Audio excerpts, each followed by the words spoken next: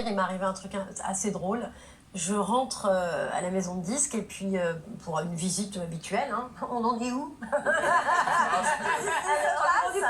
Voilà. Et j'arrive, on me dit, et je vois tout le monde un peu défait comme ça. Je me dis, qu'est-ce qui se passe? Écoute Laetitia, t'es numéro 1. Donc là, super. Il m'arrive quoi? J'ai le nombril percé. Voilà. J'ai mon piercing qui saute. J'ai pété mon piercing. Comme un bouton de jean. Je vois. Ouais, déjà à l'époque, j'étais un peu... Voilà, et paf, ça pète. Non. Ça tout a pété. Et alors vous avez baigné dans votre sang ou que c'était... Non, je n'ai pas saigné, ça s'est bien passé. Mais incroyable cette anecdote. Oui, non, mais voilà, j'ai pété le piercing, c'était pas mal. Et vous avez fait péter les scores parce que ça a été numéro 1 pendant 12 semaines. Ouais, 3 mois, numéro 1, on a vendu plus de 2 millions de Tu m'oublieras et tout ça. Ça vous a enrichi ou pas? Bah, ça me fait vivre jusqu'aujourd'hui, sans être... alors, je suis pas parce qu'à l'époque, les socialistes arrivent au pouvoir, donc vous risquez... Oh non, David, ne parlez pas politique. Ça fait partie des années 90. Ne politisez pas mon métier. Et c'est nous, on n'aime pas tout ça. C'est particulier les années 90, Adèle, parce que c'est vraiment un tournant. C'est la dernière génération, donc là, tous autour de la table, oui, on a connu... Oui, on aimerait dire non, mais non, pas du tout. Mais pas du tout. On est la dernière génération à avoir vécu sans écran, sans portable, sans tous ces petits objets. C'est vrai que moi, quand j'ai écrit mon livre, je voulais vraiment parler de cette génération particulière, parce que les années 90, c'est quand même long, ça va de 90 à 2000, en plus on change de millénaire, et c'est une génération qui a vécu l'avant les portables et Internet, et l'après, de manière hyper fulgurante, avec le temps qui s'est accéléré, et je pense que la nostalgie qui est quand même très particulière avec les années 90 de notre génération, elle est liée vraiment au fait que à l'époque, on était hyper solidaires parce qu'on faisait tous tout ensemble. Par exemple, on regardait Fan 2 le samedi à telle heure, on regardait tous au même moment. On pouvait pas tellement s'appeler le week-end pour débriefer parce qu'il y avait un seul téléphone dans toute la maison.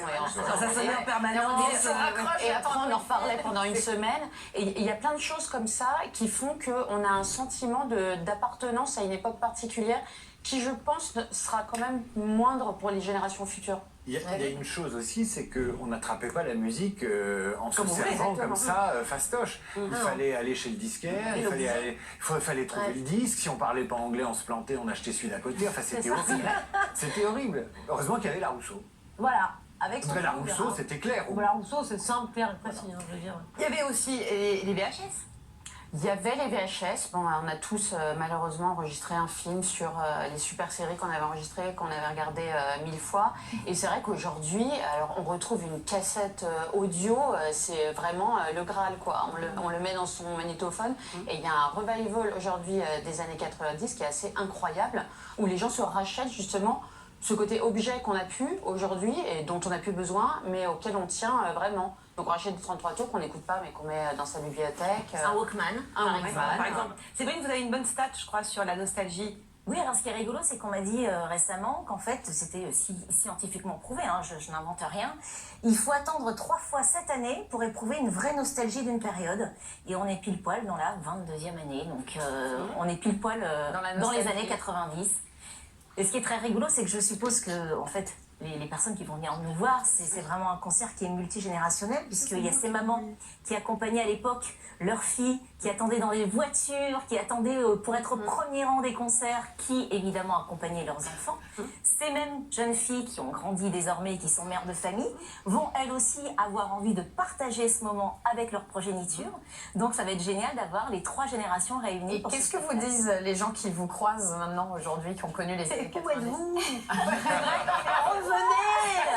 Ah, c'est ça, hein? Non, t'as ça, toi, hein? Tout le temps, mais c'est vrai que ce qui est très rigolo, je trouve, c'est que nous, on ne se rendait pas bien compte de la portée que ça pouvait avoir sur eux.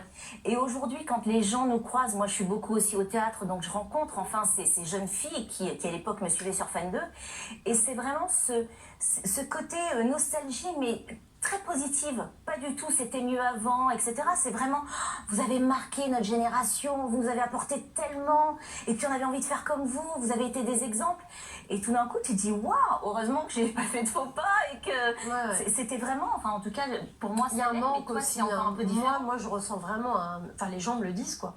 Un manque nous manquez, revenez, c'est vrai. Pourquoi vous avez arrêté?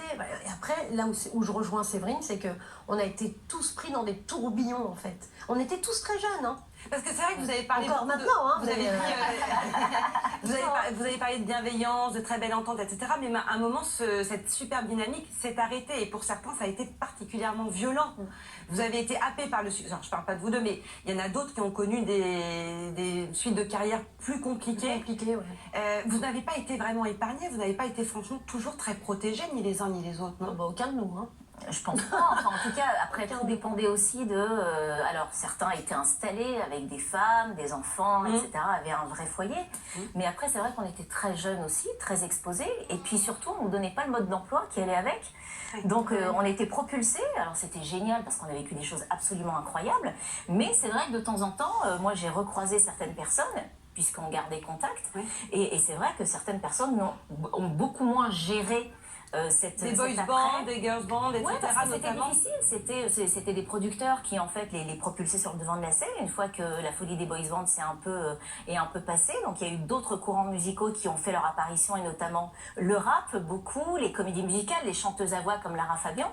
Et puis malheureusement les boys bands se sont retrouvés un peu confrontés à eux-mêmes et ont fait comme ils ont pu. La Rousseau, vous avez voulu faire au-delà de ce tube incroyable qui était Tu m'oublieras, vous avez tenu la jambe de vos producteurs, composé, essayé d'en faire un deuxième, etc. Ou vous avez senti que c'était finalement un produit unique ce tube? Moi, j'ai jamais arrêté en fait. Je me suis écartée de ça, de la télé, des interviews, de tout, parce que il n'y avait plus rien de sincère chez moi. Donc quand j'ai senti que c'était oh non, fallait faire une télé, oh non. Là, c'est pas bon. Pourquoi? C'est pas moi. Parce que ça expliquait qu'il y a eu ce désamour. Parce que ras-le-bol, parce que c'est trop, parce que du matin au soir, vous vivez musique, vous dormez musique, vous mangez musique, vous n'avez pas d'amis, vous n'avez personne, votre vie, elle vous passe devant les yeux comme ça. Encore une fois, vous et, aviez 18. Et moi, j'avais 19 ans, quoi. Donc j'étais une gamine, je voyais mes copains, mes copines, du peu que j'avais, qui allaient, qui faisaient leur vie, quoi, qui sortaient, qui s'éclataient, et puis moi qui étais là, je suis au studio. Donc j'ai loupé plein de choses, et donc à un moment, stop. Mais encore une fois, il y a plein de gens des années 90 comme ça qu'on ne voit plus, entre guillemets, mais qui continuent. Et qui sont toujours des chanteurs, qui continuent à faire des dates, à faire tout ça. C'est pas parce qu'on ne voit toujours pas leur public. C'est votre cas. Mais c'est pas parce qu'on ne voit pas à la télé qu'on n'existe pas. Heureusement d'ailleurs, parce que Évidemment. Et puis on continue seul, on va en studio, on fait des choses, voilà. Franck des To Be Free qui fait du théâtre. Voilà, qui continue à chanter, qui fait plein de choses. Enfin, on a tous. Il y en a qui ont clairement abandonné. Après, bon, c'est. Et qui ont de belles carrières. Et qui ont, oui, voilà, pas chanteurs ou encore. Oui, on peut réussir dans la vie autrement qu'à la télé ou en faisant des chansons, et ça c'est plutôt rassurant. Adèle, sur ce côté très, très acidulé, très coloré des années 90, est-ce que c'était pas un petit regain de gaieté avant l'inquiétant nouveau millénaire qui se profilait? Est-ce qu'on n'avait pas besoin comme ça d'un peu de réjouissance, d'un côté un peu bonbon? Parce qu'on avait peur finalement de ces années 2000. On parlait du bug, tout allait planter, la fin du monde. C'est vrai que l'héroïne dans mon livre, elle en parle beaucoup. Il y a ce spectre de l'an 2000 où tout va exploser. Quand on était petit, il y avait la chanson Quand on aura 20 ans en l'an 2001. Quand on aura 20 ans en 2001. C'était affreux. Voilà. Et c'est vrai qu'on avait... C'était abominable. C'était pas une super chanson. Bah non, tu danses sur la Rousseau, tu vas pas aller. Vous m'aimez, je ne sais pas, je sens qu'il y a un truc qui se passe là. Non, mais en l'an 2000, c'était une chanson pour les enfants, quoi. Eh bien, nous étions les enfants, cher ami. Mais ça a été très marquant. On n'a pas C'est un jeu trouvé négatif. 25 ans. J'ai dû vieillir, j'ai un peu fait. t'as fait un peu C'est totalement has-been. Non, c'est vrai que la mode est souvent répond à quelque chose de la société et je pense que tout ce côté pop acidulé qu'on avait dans les vêtements et qui tranchait avec les années 80, c'est sûr que ça devait traduire, je pense, cette espèce de frayeur des nouvelles technologies, de ce qui allait se passer, des robots partout, enfin tel qu'on voyait l'an 2000. Et en même temps, c'était des années où la technologie était reine, puisque c'est les années où Internet arrive, mine de rien, on installe les modems, il y a plein les premiers écrans, les premiers écrans plats. À l'époque, le héros du collège. Les écrans n'étaient pas encore complètement plats, mais ils commençaient à être carrés. Alors on disait des coins carrés. C'était, vous alliez dans un magasin de télé, vous voulez une télé coin carré, ouais j'aimerais bien, puis un écran large, vous vous souvenez pas? Des écrans très larges en 16/9. Bien sûr, c'est cette époque-là.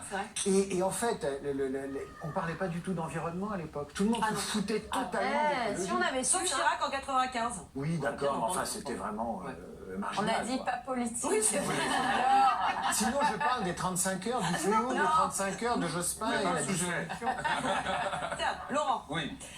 On aime bien se replonger dans le passé, on le voit avec les années 90, mais c'est aussi, ça marche très bien, ça a aussi des mal le retour dans le passé. Il y a 2 films qui vont Exactement. sortir et que vous avez beaucoup aimé. Que j'aime beaucoup. Alors on va aller un petit peu plus loin si vous le permettez. C'est les années 90, on va aller aux années 70. Tout va bien? Tout va bien. Génial. On n'était pas nés. Avec le, avec le deuxième long métrage écrit et réalisé par Nicolas Bedos qui s'appelle La Belle Époque. Alors, le début du film, c'est de nos jours, avec le couple incarné par Fanny Ardant et Daniel Auteuil, mariés. Pour la tournée, c'est sportif. Oui, bien sûr, regardez-nous. Justement, donc, sport, vous allez voir les boys band. Hein. Ah oui. Ouais, donc on a pris une claque tout à l'heure, on peut le dire. Oui, pourquoi? On a pris une claque. Parce qu'on devenus s'est regardé toutes les filles, Non, mais c'est des ils bombes sont- atomiques, quoi. ils sont très, très Ils ont bons. pas bougé. Ils se sont bonifiés, C'est madame. vrai? C'est vrai? Moi, je sais que je fais un peu de sport histoire de tenir la route parce qu'on a quand même 3 shows par semaine pendant 2 mois non-stop. Voilà, c'était la question. Il y a quand même un peu de... C'est physique, votre truc, là. C'est très beau, pas. Vous avez changé d'alimentation. Oui, mais déjà ça, 80. Regardez mes joues, mon ami. Nous, on se prépare un petit peu psychologiquement et physiquement histoire de tenir la route. Et Mais vous vous êtes retrouvés comment se sont faites les répétitions? Vous en êtes où des répétitions? on attaque. Ah, c'est pas encore... On est dans le vif du sujet. On a attendu vraiment le moment fatidique, les quelques premiers jours avant le grand show, histoire d'être ensemble et d'être complètement chaud. Parce que là, ça commence à la fin du mois. Ça commence le 31 octobre, au Zénith de Rouen. Mais il serait temps de vous Ah ouais, préparer, là, quand même. Dis-moi Mais vous avez entendu, papa, il dit ce serait temps de vous Bah, préparer. non, là. mais tout le monde chante, en fait. Tout le monde chante encore Tout le aujourd'hui. monde chante, mais bien sûr, tout le monde Donc, chante. il n'y a C'est pas du besoin live, il y a des musiciens, il y a des danseurs. Oui, mais enfin, il y a toute une... Enfin, il faut faire monter la Vous avez une mayonnaise. choré? Est-ce que vous avez une chorégraphie? Bien sûr, en plus, on a une super Delphine chorégraphe, Attal, qu'on Delphine embrasse Attal, très qu'on fort. embrasse Et très, comment très vous serez habillés? Nous ne sommes pas habillés. Ça vous donne envie, hein? Est-ce que vous avez une combinaison avec des brillants, un piercing nouveau, un nouveau piercing? Non, j'ai enlevé le piercing, par contre j'ai des tatouages de partout. Mais habillé, ça dépend. En fait, il se passe plein de choses pendant ce spectacle. Ça tenait à cœur au producteur de... alors, je vais vous faire plaisir. On va parler d'un truc un peu politique, entre guillemets, en tout cas d'un fait de société qui est important. C'est très dur aujourd'hui pour les gens d'acheter des places de concert ou des places pour aller au théâtre, ou peu importe, pour se divertir en tout cas. La culture est devenue difficilement accessible aux gens parce que les gens n'ont plus les moyens. C'est trop dur. Donc, à leur faire dépenser des sous pour venir voir Born in 90s, on offre en retour, en tout cas le producteur a mis ça en place, 3 heures de show. Déjà. 3 heures. 3 heures de Ça veut show. dire que vous avez chanté plusieurs fois. Ah, mais on fait. Vous n'aurez pas juste une succession d'artistes qui chantent leur propre du titre. boulot, là. Ah bah ouais. Non, mais on rigole Non, mais pas, si nous, tu ne monsieur, viens hein. voir que la Rousseau, il faut en avoir pour ton argent. Là, c'est 3 Vous heures. verrez la Rousseau, il y a c'est plein de 5 gens qui heures vont de show. chanter ensemble. Il y a des medley, Voilà, des collégiales. des collégiales. Ah, c'est On super. va faire chanter Séverine. C'est vrai. Et, peut-être. Les vêtements, alors ce ne sont que des vêtements des années 90 que j'ai récupérés, que j'avais gardés. Donc bon, Ah ouais. je rentre encore dedans, ça va. Est-ce que vous allez reporter des bérets comme vous portiez à l'époque? Exactement. Ah ouais, c'est marrant. tu me dis, je Mais les ai ressortis mais vous aviez hier. des bérets, ce qui était le signe d'un attachement à la patrie et que Ah, vous on vous honorez. voit en photo, là, Ben juste oui. derrière, avec J'ai ses bien récupéré, Les j'aurais gens, ce béret mais en blanc. Une vraie patriote. Voilà. Si. Non, mais d'accord. Pourquoi? Adèle, c'est quoi? Mais, Non, enfin bon. Enfin bon, ce sera la conclusion de la petite partie politique de David. C'est quoi vraiment le style des années 90 Franchement, ça a duré longtemps, mais c'est vrai que le style, c'était... Oh là là. C'était les. C'était... T'es belle, là, t'es belle. C'était Oh, j'étais jamais belle et désirable. Et ça, c'est fin des 90. Il y a fin des 90, début 2000, qui est plus ce style-là. Ouais. Trop Début canon. des 90, là, c'est vraiment la mode dans ce moment. Donc, c'est les t-shirts comme ça, hyper Attachés, ouais. les jeans taillés haut. Les Mais c'est manteaux comment à on s'habille poil. aujourd'hui? C'est la santé. C'est quand même assez pratique. C'est la santé. Les C'est-à-dire que buffalos. les années 90, les gens sont en bonne santé, ils ont des bonnes joues, les filles, pardonnez-moi, sont plutôt blondes. Enfin, il y a un côté, on sort des années 70-80 où les mannequins étaient un peu faméliques, avec un maquillage très forcé, etc. C'est la pleine santé. Non, les c'est vrai années que c'est l'époque 90. des supermodèles Il y a un où justement côté, elles sont plus comme Ouais. ça, c'est plus twiggy et c'est vrai qu'on est Elles sont davantage un peu plus, en forme. C'est Un peu comme moi. Nous on était ados, donc on était bien. Bon, alors qu'est-ce qu'on va écouter dans cette tournée? Du Larousseau, du Larousseau, du Mais pas seulement. Attendez, on écoute Baby Come Back.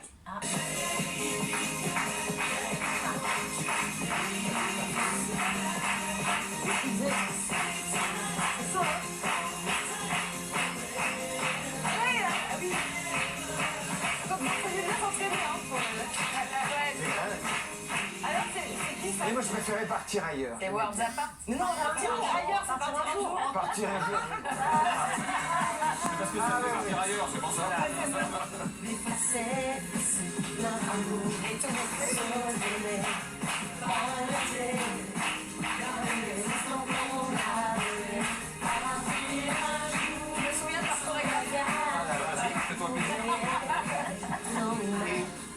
Une des particularités des boys bands, c'est qu'ils avaient des t-shirts d'une blancheur. C'était incroyable. Je ne sais pas quelle Comme les danseurs, pareil. C'était incroyable. Ils étaient en pleine santé, ils étaient bronzés, des t-shirts très très blancs. Que des t-shirts neufs. C'est ça la clé du succès. Et je n'ai jamais réussi à avoir un blanc éclatant comme celui-là sur mes propres sous-vêtements. Il a des problèmes dans la vie, notre ami David. Moi, c'est surtout les pecs et les abdos qui avaient ça a du mal, nous, à régler. Allez, une autre chanson.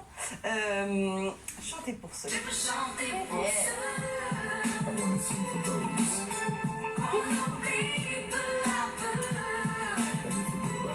Et à l'époque, on n'avait pas le téléphone, donc on se brûlait les doigts avec le briquet. Ah ouais. C'est vrai. Dans les concerts. Pour le public, là, ils ont le droit de vous suivre. Le feu. Bien sûr. Bah oui, bien sûr. Oui, des téléphones et tout. Mais c'est dommage que les gens fassent ça parce qu'en fait, on est tout petit dans le téléphone, quoi. Alors que là, en face d'eux, on est là, quoi. Profitez de nous, quoi. Ouais, les gens ne profitent plus des concerts, ils font que de filmer, c'est vrai, ils sont pas dans l'instant. Ils se filment au premier plan et derrière, il y a la route. Oui, mais Toujours moi, vous faites beaucoup. Il y a vachement sur moi, hein. On va Il y a un finir par poser des questions. C'est une star. Oh, oui, vous en prie. une autre petite musique.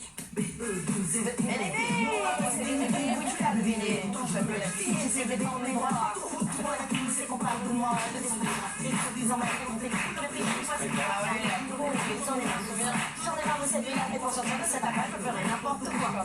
Vous êtes fous. Oh, vous êtes fous. Il y a un petit côté un peu slam là-dedans, là. Enfin, il y a du. C'est le premier Début du rappeur, ouais. Bah oui, C'est-à-dire qu'il a débarqué avec C'est le ce premier texte. C'est un des premiers. Il fait c'est partie le des premiers, précurseur. Et en fait, ce qui est dingue, c'est qu'à l'époque, moi j'avais 9 ans à peu près, et je me souviens, ça faisait pas partie de nos habitudes, mais j'avais pris un papier, j'écoutais et j'écrivais les paroles pour mieux comprendre. Ouais. Et encore aujourd'hui, ce qui est très étonnant, c'est que les jeunes ont redécouvert Benny B. Et les jeunes, les enfants, beaucoup d'enfants adorent ce titre. Et qu'est-ce qu'il fait maintenant, Benny B? Mais il continue, Il chante continue avec avec vous. nous, c'est un mec génial. Moi, Ah ouais. toi, tu as fait Star 80 avec lui. Moi, Ouais. j'étais hyper fan en fait. Et quand j'ai su que j'allais faire la tournée, j'ai Moi, j'ai cru au départ que c'était le fils d'Agnès B. C'est bizarre. Non, mais je vous assure. Bah, Agnès Beck qu'on va recevoir d'ailleurs cette semaine, David. Et Charlie et Lulu, comment ils vont? Ils vont très bien. ils vont très bien. Bon, bien. Incroyable. Oh, voilà. J'adore cette petite séquence. Mais c'est vrai qu'il y a quelque chose d'assez familial finalement quand on se retrouve autour de la table et qu'on discute de tout ça. C'est une famille commune presque ces années 90. Bah, parce qu'encore une fois, je reviens aux écrans, on avait une seule télé dans toute la maison et on regardait tous le même programme. Et c'est vrai que c'était plus transgénérationnel, on avait le même téléphone et la même télé. C'est Donc, comme on a Apostrophe, tous, en fait. Oui. Mais avec des plus jeunes. Il y a eu les années 70 évidemment, les années 80. Les années 90, on continue de créer. C'était peut-être un peu moins le cas dans les années 2000. En tout cas, c'était pas le même genre de création au niveau musical. Au niveau musical, en tout cas pendant les années 90, il y a énormément de courants musicaux qui ont fait leur apparition, notamment beaucoup la dance. Ouais. Il y a eu aussi tout ce qui était assez groovy, comme Princesse Erika qui est arrivée. C'était la mode en fait des musiques urbaines. New Jack, R&B, tout Exactement. Trop de blabla. Voilà, Oui, c'est cette ça. femme-là. Donc c'est vrai que c'est une période qui est assez riche musicalement parlant, parce qu'en effet, il y a plein de courants qui sont arrivés, notamment, comme on se disait aussi, les chanteuses à voix, les comédies musicales, etc. Après, c'est vrai qu'en 2000, c'était un petit peu différent. Ça a été la déclinaison, mais... Et puis c'est l'explosion de la télé-réalité Oui, c'est aussi. ce qu'on se disait. Les Starac. Et puis c'est Nirvana, au fait. Et puis c'est Nirvana. C'est Nirvana, les années 90. Ah bah bien sûr, bah, Vous savez le gilet c'est qui Fred ressemble à une aussi, serpillière. c'est, Ils l'ont vendu aux enchères cette semaine, Ouais. son gilet dégueulasse là. Allez, encore une petite musique, on va écouter musique dans la peau.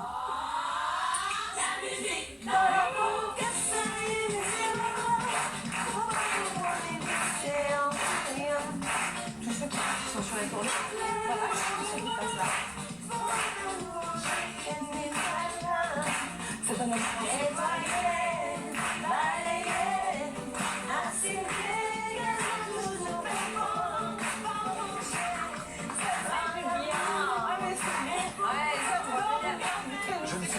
tellement frotté, moi, sur cette chanson. Oh, mais il est dans je vous assure. Oui, mais à ma femme, hein, à ma femme, on connaît toute la main. Mais je l'ai invité à danser le zouk comme ça, et vraiment de façon très rapprochée. Ah oui. Ah oui. Eh ben, c'est bien. J'aimais bien. C'est très bien. Mais non, mais attendez, on est là pour se raconter des souvenirs. On est là pour partager des souvenirs. Mais vous partagez la musique, qu'est-ce que vous soit la partagez? musique met en ordre nos peines, soit elle ressuscite nos joies. Bon, C'était Herbert Léonard qui a dit ça, de la génération juste avant. J'ai eu ma première pelle en 90, début 90. C'est vrai. J'étais sûre qu'on allait en venir au souvenir des ex, etc. Quand on parle des années 90, il y a les ex qui ressortent. Bon, Léa, des chansons, vous en avez d'autres sous le coude en parlant des chansons des années 90. C'est vrai, Isabelle, j'ai écrit une lettre aux années 90 et à la musique des années 90. Chère musique des années 90, je t'écris cette lettre que tu ne liras probablement pas puisque te connaissant, tu dois être encore occupé à tomber la chemise dans ta Benz en dansant le Mia de manière simple et funky. Message que j'ai un peu étudié tes bébés, les chansons des 90s, et on peut les classer en plusieurs catégories. Alors d'abord, il y a les chansons prophétiques, celles qui annonçaient l'avenir de la planète. Par exemple, quand Menelik chantait Bye Bye, quand Jimmy Somerville chantait Comment te dire adieu, ou encore Le triste partir un jour des To Be Free. Quant à Johnny Hallyday, il entonnait de sa voix de stentor « Je serai là » et on le croyait tant il paraissait invincible, d'autant que son fils David chantait « Tu ne m'as pas laissé le temps peut-être de signer le testament de... » Les inconnus aussi se sont montrés en avance sur leur temps. Eux qui, avec 25 ans d'avance, étaient capables d'annoncer à qui profiterait la politique de Macron avec Auteuil de Hippassi. Mécano venait déjà la manif pour tous en chantant une femme avec une femme. Et la gaffe, comme toujours, visionnaire, lançait le débat sur l'immigration avec la Zoubida. Mais aussi l'écriture SMS et les textes de Jul avec B.O., le lavabo.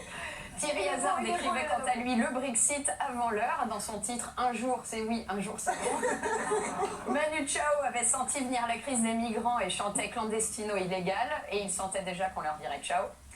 Il y a eu cependant des titres qui, au contraire, se sont totalement plantés. Par exemple, vous, La Rousseau, vous chantiez « Tu m'oublieras », eh bien la preuve que non. Ah, merci. Merci. Pareil, rien que de l'eau, fredonnait Véronique Sanson, alors on aime beaucoup. J'attendais la machine. Mais bon, on sait qu'il n'y a pas que de l'eau dans son verre. De la même manière, désolé Bruno Pelletier, mais il est venu le temps des cathédrales. Bah, on voit l'état de Notre-Dame de Paris, on se dit bof. Hein.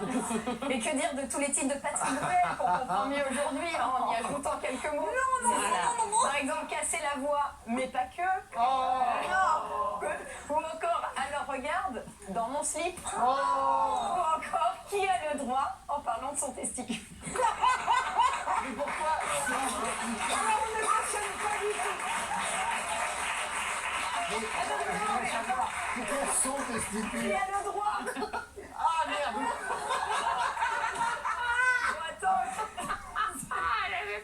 C'est pas fini parce que je parle pas de toutes les chansons de 90 qui auraient pu être écrites pour Patrick Bruel ou plutôt pour ses aventures de massage comme Mets de l'huile ou Je te prendrai nu dans la Smicamille et enfin Tomber pour elle.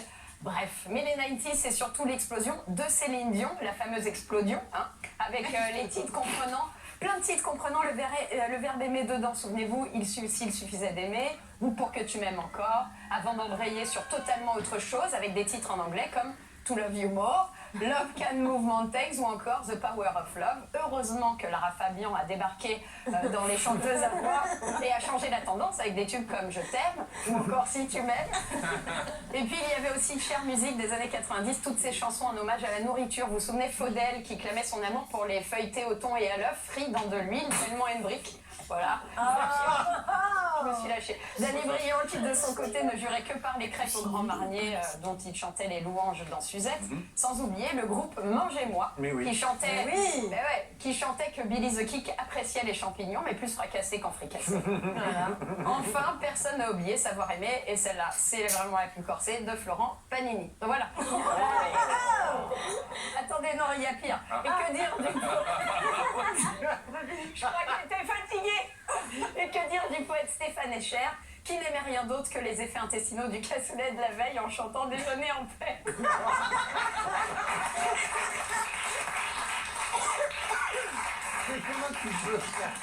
Bref, chère chanson française des années 90, tu nous as fait danser, tu nous as fait pleurer, pour certains tu nous as fait pécho, tu nous as fait rire aussi et tu as accompagné nos vies. Tout ça pour te retrouver dans la catégorie Oldies. Et ben laissez-moi vous dire que j'ai hâte de me retrouver dans 25 ans, d'écouter Aya Nakamura et Jul sur Nostalgie pour voir si ça a tout aussi bien vieilli. Merci beaucoup, Léa. Merci à vous, merci Adèle, merci à vous, merci Cécile. Bonne chance à cette tournée Born in 90s. On a hâte de vous retrouver. Bravo pour votre nouveau single. Crois-moi, on n'a pas le temps d'écouter parce que on va tout de suite retrouver Yves Calvi. Mais c'était super de vous avoir sur le plateau. On se quitte avec Ricky Martin en musique, s'il vous plaît. Nous, on se retrouve demain 17h45. Bonne soirée sur Canal+.